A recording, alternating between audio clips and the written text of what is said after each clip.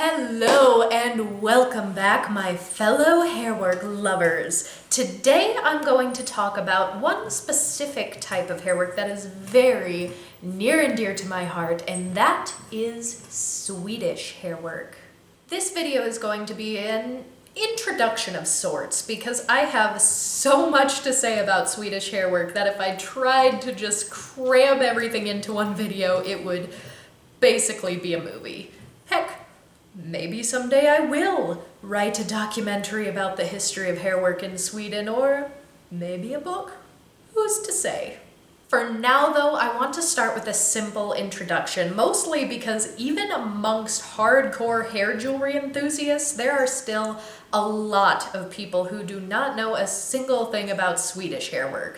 Sure, most are familiar with American hair wreaths and perhaps French-style palette work, and of course everybody knows about British hair jewelry because Queen Victoria famously owned many pieces herself. But did you know that at least one of the hair workers who supplied the Queen was in fact from Sweden? So this is my brief overview of hairwork in Sweden, but make sure to subscribe and ring the bell so that you can see future videos on the subject as well.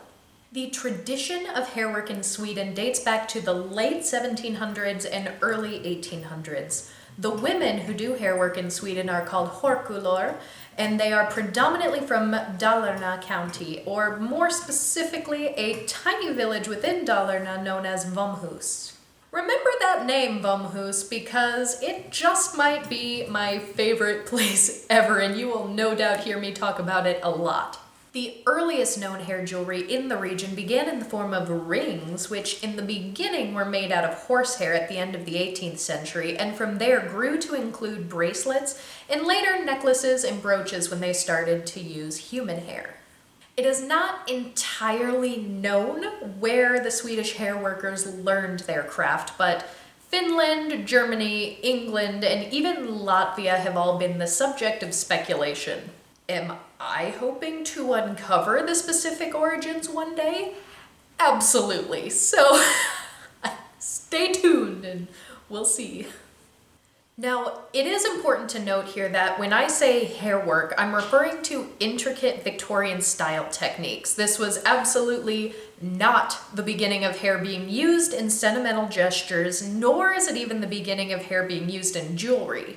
Because as you can see here, older pieces of jewelry from the 1600s did sometimes include hair, but the designs were just not quite the incredibly intricate patterns that they eventually grew to be.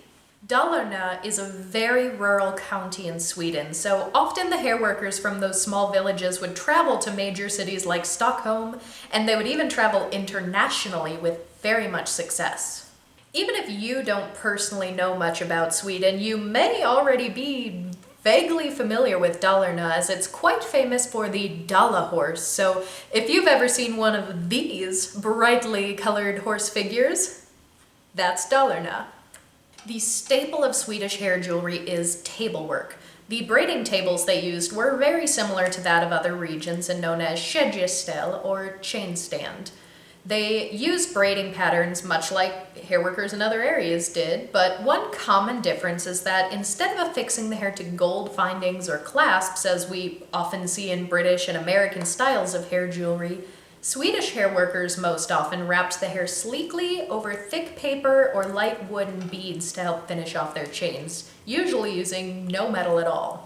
Swedish hairwork did often include necklaces, watch chains, and other forms of table work that were common across Europe and America, but one very typically Swedish form of hair jewelry you will see are brooches that form intricate bows and knots, which were commonly worn as an adornment on the front of a collar. There were several Swedish hair workers who also practiced wirework techniques for making hair flowers. Most often though, instead of shaping the hair flowers into a wreath shape, the hair workers of Sweden would make a hair tree or hårträd that was straight up and down with wirework loops and hair flowers spraying out and away from the center trunk. Another important consideration about the history of hair in Sweden is that it was very rarely used for mourning purposes. Many think of hair jewelry and automatically assume that it was always made to commemorate a deceased loved one, but that is simply not the case. Especially in Sweden, hairwork was used as a means of expressing love and affection. Sometimes this could be in the form of a romantic gesture, and other times it could be a familial or friendship commemoration. One Swedish proverb puts it perfectly. Armband och ringar av hår förökar kärleken, which translates to bracelets and rings of hair multiply love. This was written as early as 1592, so this was the time period in which the braiding patterns in jewelry were very, very simple. But this just goes to show that the sentiment was there far earlier than the Victorian period, and it also gives us a little insight as to why rings and bracelets were the earliest creations when the more elaborate tablework techniques were introduced to Sweden.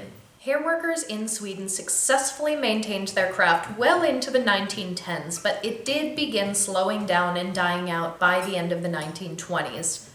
As with most regions where hairwork once flourished, knowledge of the craft was almost completely forgotten for a time, but there was a modern resurgence in Vomhus where the tradition is now kept alive by a few local hårkulor.